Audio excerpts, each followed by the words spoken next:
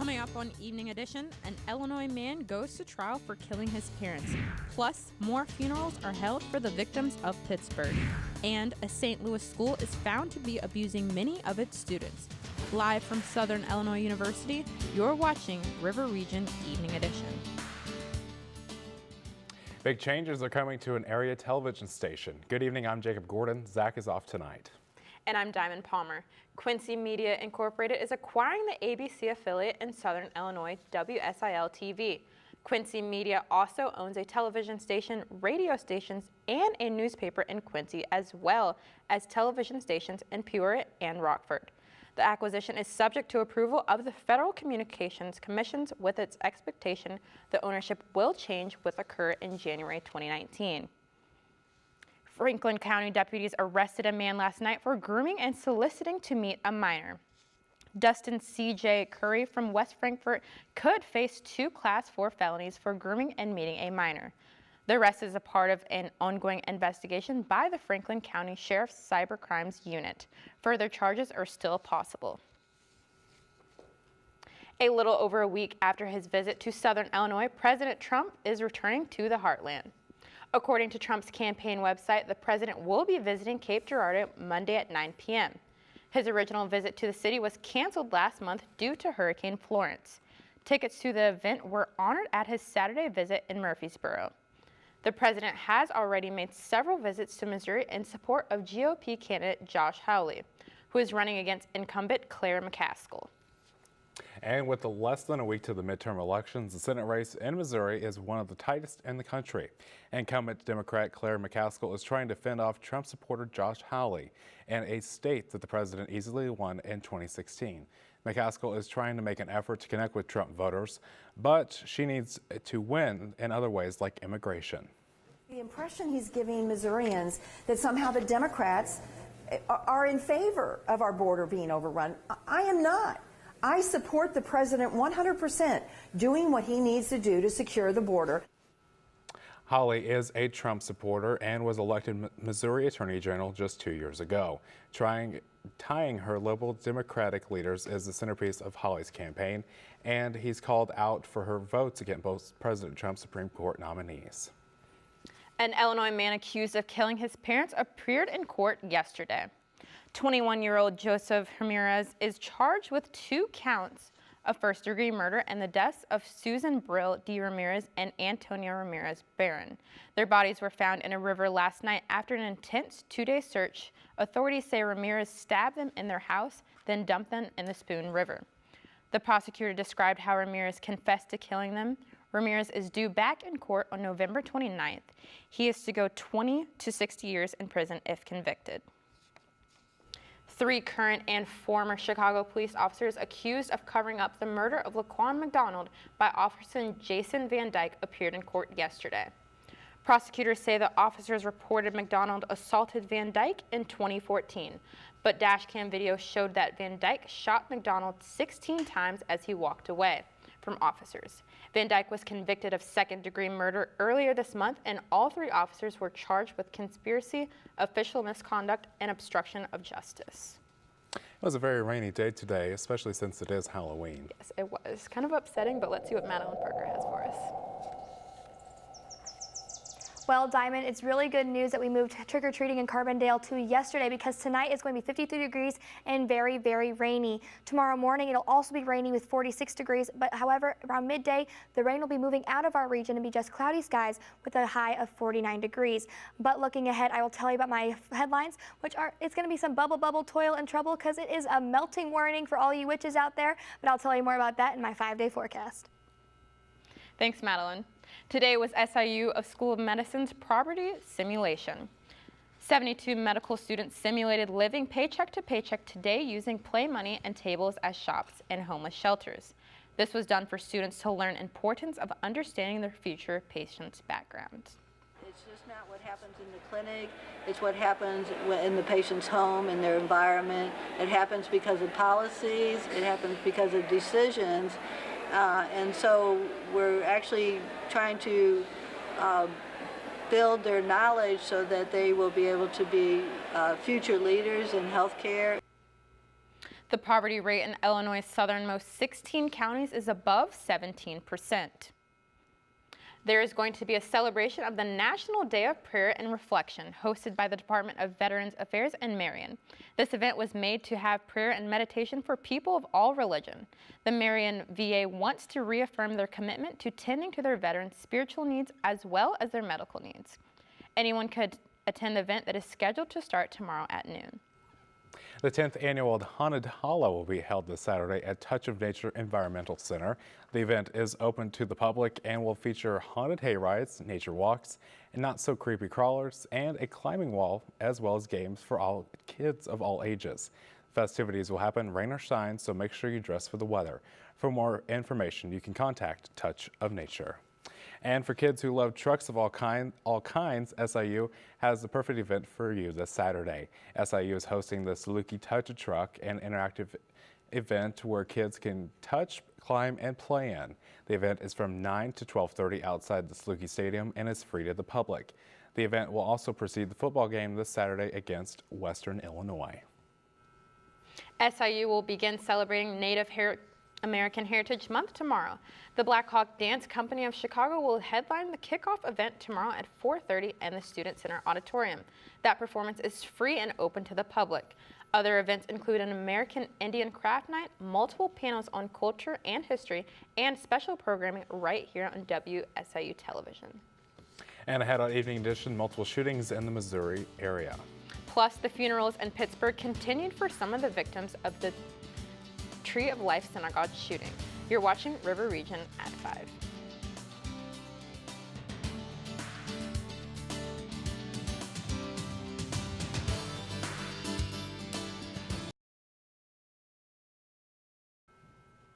There were 3 more funerals in Pittsburgh today following Saturday's shooting at a synagogue that killed 11 people.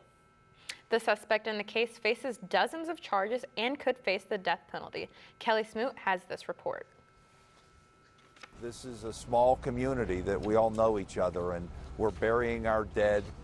We're mourning with our community. More funerals today in Pittsburgh. Mourners gathered at services for 3 of the 11 victims of Saturday's synagogue shooting. 75-year-old Joyce Feenberg was a retired research specialist at the University of Pittsburgh. 69-year-old Irving Younger was a former real estate agent and greeter at the Tree of Life Synagogue. He loved going there, and he just loved life. And 87-year-old Melvin Wax was an accountant and Pittsburgh Pirates fan. His sister-in-law said Melvin loved his religion. He was just a good soul. He loved to tell jokes to everybody. 11 people were gunned down Saturday morning at the Tree of Life Synagogue during worship services. The suspect in the case, 46-year-old Robert Bowers, is in jail, and a federal grand jury today issued a 44-count indictment. If convicted, Bowers could ultimately face the death penalty. My office charged Robert Bowers with federal murder and assault charges relative to the horrific acts of violence he committed at the Tree of Life Synagogue. Bowers will next appear in court tomorrow at 10 a.m. At that time, we will have the opportunity to present evidence demonstrating that Robert Bowers murdered 11 people who were exercising their religious beliefs, and that he shot or injured 6 others. I'm Kelly Smoot reporting. According to the chief prosecutor's office in Istanbul, the body of Saudi journalist Jamal Khashoggi was dismembered after he was strangled, immediately after entering Saudi Arabia's Istanbul consulate. They say it was a premeditated plan, and the Washington Post journalist's body was later dismembered and destroyed. A Turkish official reiterated demanded that Saudi Arabia extradite the 18 suspects in the case to Turkey. The official also said Turkey has asked Saudi Arabia for the identity of a, quote, local collaborator. Khashoggi was a former Saudi royal insider who became a vocal critic of Saudi Arabia's government. 2 juveniles in Missouri are accused in the shooting death of a retired St. Louis police officer. Early Monday morning, a 15 and 16-year-old were stolen SUV. They attempted to rob a man parked his car along a street. That man turned out to be a retired St. Louis Police Sergeant Ralph Harper. Harper and one of the teens exchanged fire, and both Harper and the 16-year-old were hit. Police spotted the SUV in Harper's murder, and a chase ensued, ending in a crash. Why couldn't they just stop and think about what they're doing. That's what's going through my mind. And even going through my mind, what else could I have done? Matthews has been charged as an adult, but only with being in a stolen car and resisting arrest. As for the 15 and 16-year-olds, they are juveniles and won't know their charges yet. According to the St. Louis Police Chief, Sergeant Harper retired 10 years ago after spending 35 years on the force. Also in Missouri, a 4-year-old boy was found dead. More than 100 people from Jefferson City community gathered at a park to remember little Darnell Gray, who went missing last Wednesday. His body was found Tuesday afternoon after days of searching. Police haven't said how he died or where he was found, only that his death was, quote, not of his own accord. There's not a lot of things we could say.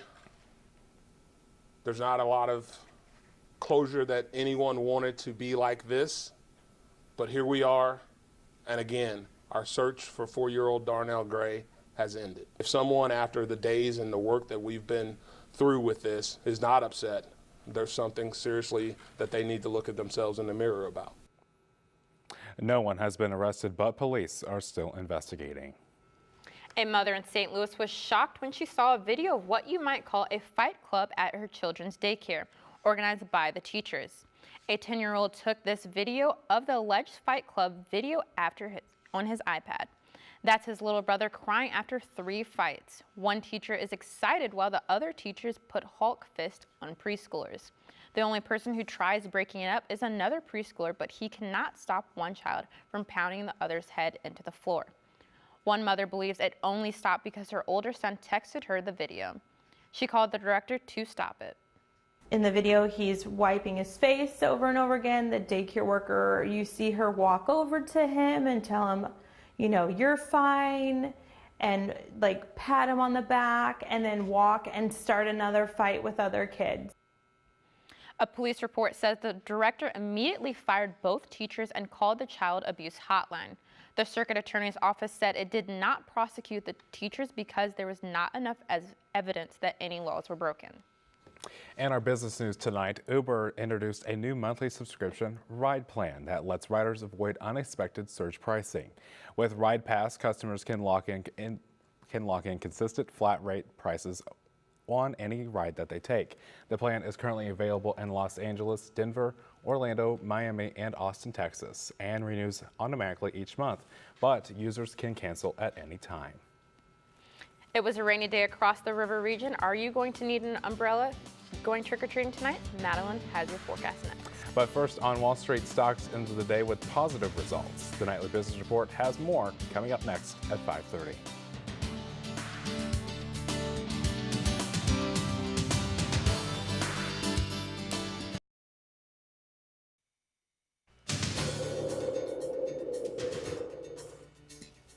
Welcome back to the spooky River Region Evening Edition weather. Right now we have a viewer photo, and as you can see, it was quite ghoulish out tonight. We had very cloudy skies, and it was a little bit rainy throughout the day. This viewer photo was sent in by Danny Connolly, and if you have a viewer photo that you would like to send in, please send it to our Facebook or Twitter at River Region News. Right now we still have some rain that has been coming in and out throughout the day. It is 56 degrees outside with a dew point of 55. Humidity is at 95 degrees. We have an 8-mile-per-hour wind from the north, and our barometer reached 29.89. For the almanac today, we had a little bit of a cooler day than average. 57 degrees was for today with our high, 45 degrees for the low. Our average is typically around 65 degrees with our average low being around 40. We did not reach our records of 86 for our high nor our record low of 20 degrees. But if we look around at our regional temperatures, right now in Waterloo it is 52 degrees with cloudy skies, as well in Evansville it is 63 degrees with cloudy skies, and in Paducah it is 68 with cloudy skies. But Carbondale, Marion, and Cape Girardeau all were experiencing some rain and scattered showers throughout the day. Carbondale is at 56 degrees, as I said. Marion is at 57 degrees, and Cape Girardeau is at 59. But if we can see our national temperatures, we can see that it was a little bit cooler, not as cool as we were experiencing last week, but yesterday it was really warm, so it's starting to cool down. We have about 60, 70 degree temperatures in the Midwest. It starts to get warmer as you go down, the 70 to 80 degree temperatures and almost into the 90s down in the south. but it was still fall-like temperatures, so we still had like those 60, 70 degrees. But if we look at our surface map, we can see that we are about to get a lot of rain coming in here from this low pressure system that is all being collected in here. We have a cool front up here that's going to be making its way down into our region, but for right now we're just going to be seeing a lot of rain and some temperatures into like the 50s and the 40s. As we can see tonight, we can see that we have rain that'll be about 1 to 2 inches tonight, 45 degrees for the low. There is a possible localized flooding tonight, so be sure to watch out for that. There are wind gusts that are possibly up to 25 miles per hour, but for right now, for tonight, it'll be 17 miles per hour from the northeast, and the sun is setting at 5:59 p.m. If you look at our bus stop forecast, tomorrow morning it'll be about 46 degrees with showers and another 17 mile per hour wind from the northeast. So tomorrow morning it's going to be very cold, very windy, and very wet. So I would recommend wearing a thicker jacket and also a rain jacket so that you don't have the water all on you, and make sure to wear your rain boots because it's going to be coming. For tomorrow, however, there's a 90% chance of rain with a high of 50 degrees, wind gusts again up to 25 miles per hour, the north wind at 17 miles per hour, and the sun is rising at 7:22 a.m. Tomorrow night, there will be some showers early on, but they'll be moving on when bringing in some clouds. Temperature is dropping down to 38 degrees with wind gusts up to 20 miles per hour, so it's going to be dropping down a little bit in speed, but the average wind will be about 13 miles per hour from the northwest, and the sun is setting at 5:58 p.m. But let's look at this 5-day outlook. Thursday, it'll be rainy with 50 degrees with a low of 38. Friday, it'll be 58 degrees for the high and a low of 38. 60 will be partly cloudy skies with 60 degrees for the high, 46 for the low. Sunday will be rainy with 58 for the high and 46 for the low. And Sunday, more rain, but the temperature will be going up to 62 degrees. And I have some great news for you guys. There'll be no werewolves out tonight because there's no full moon. It's just going to be a waning crescent moon, so we don't have to worry about those. A waning crescent moon. A waning crescent moon. Oh my goodness. All right. Thanks, Madam. And now here's Jordan Smearman with a preview of what's coming up next in sports. Jordan. The SIU men's basketball team will play their first game tomorrow. Plus, history is being made in Formula One. You're watching River Region Evening Edition.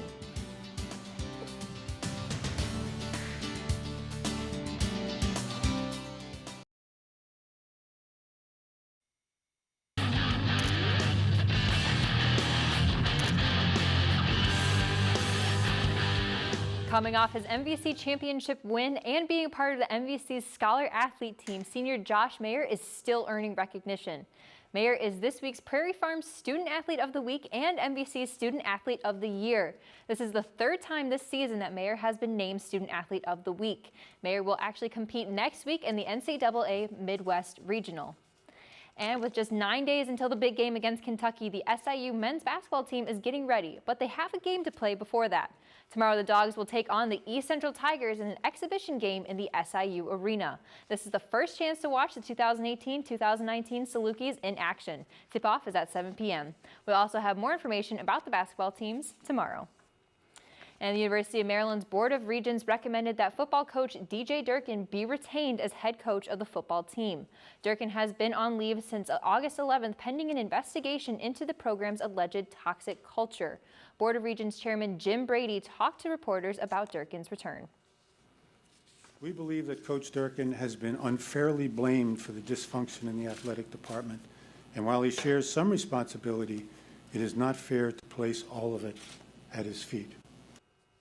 Brady also said that the board recommended that athletic director Damon Evans keep his job and that the board will establish an independent monitoring group to oversee reforms in the Maryland Athletics Department. Today's play of the day comes from TD Garden. In a game against the Detroit Pistons, Kyrie Irving pushed right past Pistons' Reggie Jackson, who tried to draw an offensive foul but ended up falling short. Irving also got past Blake Griffin and made the layup. The Celtics would end up winning the game 108-105. And history is happening on the track, the racetrack, that is. Colombian Tatiana Calderon became the first Latin American woman to officially drive a Formula One car. The 24-year-old is part of the team of test drivers of the Alfa Romeo Sauber Formula One team. She completed 100 kilometers in the Formula One car yesterday. Calderon would be the first female F1 driver in 40 years. Wow, that's pretty cool. Yeah, history is being made. I'm very excited about it. All right, Jordan, thanks. And Madeline has the final check of your forecast next. But first, as we head into the break, be sure to follow us on social media at River Region News and check out our website for more local content. We will be right back.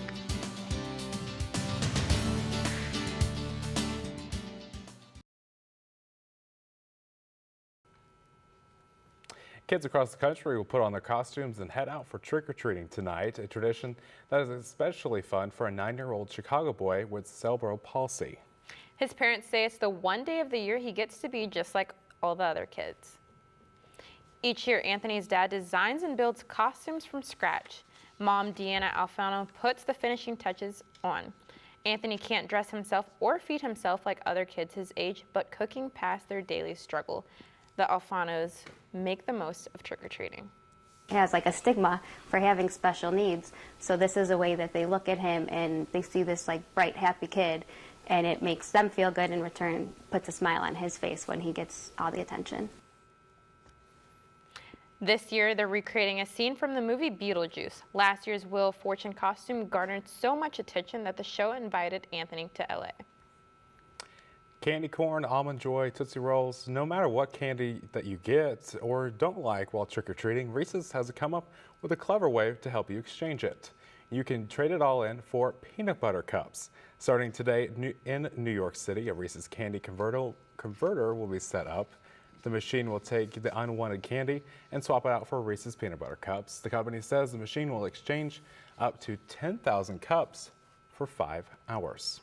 All right, Madeline, can we exchange this weather for some like sunny skies and maybe 75 degrees? Well, I can't guarantee that the rain will be going away because it is looking like it's going to be here on Thursday with some rainy skies. Temperatures down into 50 on Friday and Saturday, however, we will have some partly cloudy skies. So there'll be a couple of clouds and a little bit of sun, but we won't be seeing any 70-degree weather. It looks like it's going to be 58 degrees for the high and about 60s for the rest of the week. All right. I like your hat, by the way. Thank you.